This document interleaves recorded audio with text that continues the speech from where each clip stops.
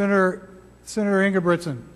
Thank you, Mr. President and members. I would move that Senate File 1585 be withdrawn from the Committee on Judiciary and that the urgency be declared within the meaning of Article 4, Section 19 of the Constitution of Minnesota with respect to Senate File 1585, and that the rules of the Senate be so far suspended as to give Senate File 1585 its second and third reading and place it on its final passage. Senator Ingebrigtsen, would you explain your motion? Thank you, Mr. President. Members, the reason of the urgency of this bill is pretty straightforward. Most recently, we've been reading about and seeing in the media about a person from the St. Paul area, formerly known as Kathleen Soliah, now known as Sara Jane Olson, was convicted of an act of terrorism in California.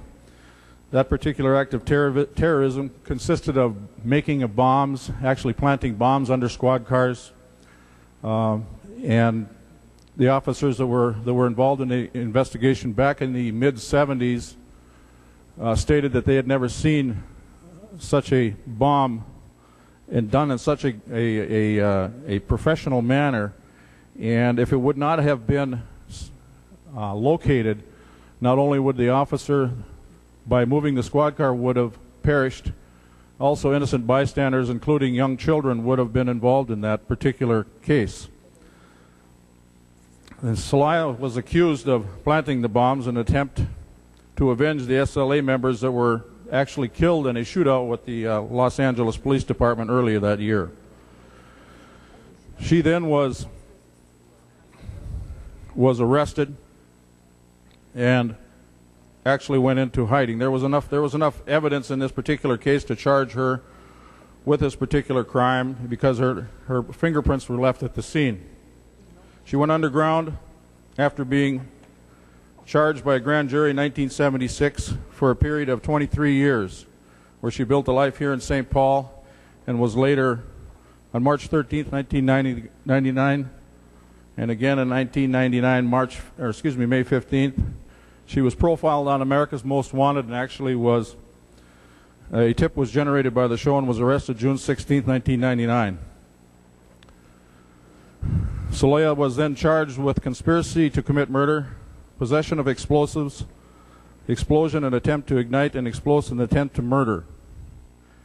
In October 31st, 2001, Soliah, now Sara Jane Olson, accepted a plea bargain and pled guilty to 2 counts of possessing explosives with intent to murder.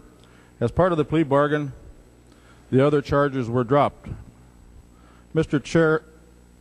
President and members, this woman was convicted and was sentenced to 25 years, where she has now completed her 7 years of prison in California, and she is slated to get out of prison, actually to perform her probation sometime this week, and that's why I am standing before you today asking for your support of this resolution. This is a simple, straightforward resolution asking the Governor of California, Governor Arnold Schwarzenegger, to keep Kathleen Soliah in California for the termination of her probation. The reason being is the law enforcement there certainly wanted her to stand trial there, but also to complete her whole sentence, and that would be probation included, as well as the St. Paul Police Department, local law enforcement here in the state of Minnesota, have risen to the occasion and said, yes, in fact, we should honor those officers in in Los Angeles, as well as the ones that always get forgotten in these cases, and that's the victims. In my 35 years in law enforcement, so often, Mr. President and members, we forget about the victims, and we should not be doing that. We have an opportunity here to send a message that our men and women in uniform have our support when it comes to not only just general crime, and there are some very serious crimes that happen to our state, but an act of terrorism rises above the level of most all of those other crimes. And I personally had a family that was targeted by domestic terrorism in the early 1990s in my jurisdiction, where the first and only conviction of biological terrorism actually occurred in this state. So I know those family members. I know them very well. I know the fear that they lived in. Their house was actually targeted on a map by the particular members that we were able to apprehend and catch. So these are very cowardless acts, folks. Very cowardly. And we should really be sending this message to the authorities in California that we honor their request out there. So let's do the right thing. Let's show the law enforcement that they truly support. We support them and vote yes on this fast track. And I stand for any questions. Senator Moore. Mr. Chair, if I wasn't clear earlier, let me say that the Judiciary Committee works very hard, and the bill is in the committee. Whether it's on this bill or any other bill, I would object to anybody trying to pull a bill out of the Policy Committee. Senator Limmer, Senator Ortman, Senator Pearsall are valuable members of the Judiciary Committee, and we will give this a hearing. So I would object to the motion to withdraw the bill from the committee. Senator Ingebrigtsen. Thank you, Mr. President. I'm not going to discuss it any further. I just want to talk about the emergence, the immediacy of this. The person's going to be released within this week. So, that's why we're here. That's why I'm here. That's why I'm insisting that we do it now. Mr. President, so I appreciate the answer, because I think that goes to the question of immediacy. Seems to me, Mr. President, that we have an immediate crisis with Minnesota's economy and our budget deficit. I think if it is at least questionable whether this resolution will save Minnesota any money and help towards solving the Minnesota budget deficit, I think we have more immediate concerns. In fact, Senator Ingebrigtsen indicated that he didn't feel it would save Minnesota any money. I think the real immediacy, Mr. President, is that we need to deal with Minnesota's budget crisis.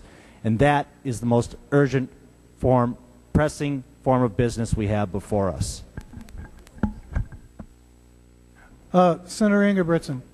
One more comment. Thank you, Mr. Chair and members. And I don't want to belabor this, but we talked about how busy we are here and how important our business is, and we're talking about funding gorilla museums and polar bear museums. At the very least, members, we could stand up for our uniformed officers and send a message that we do support them. They are out there day and night on the lines protecting you and I.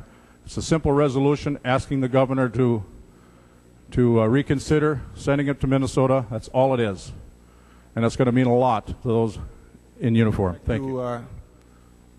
Rise in support of Senator Ingebrigtsen's motion here and his proposal.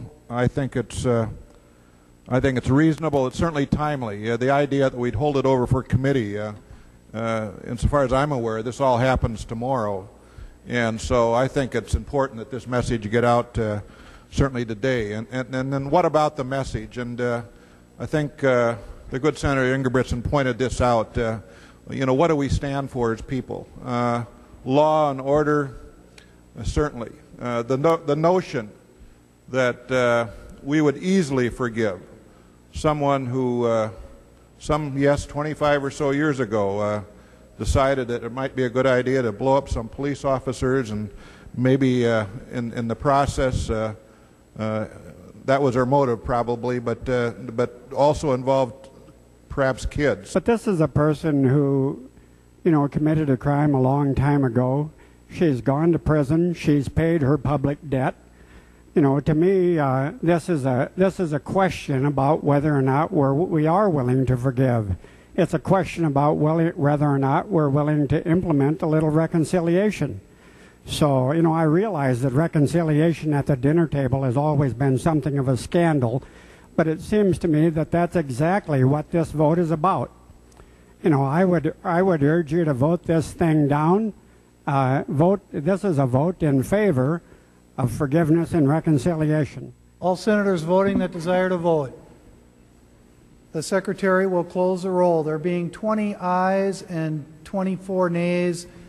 44 nays, the motion does not prevail.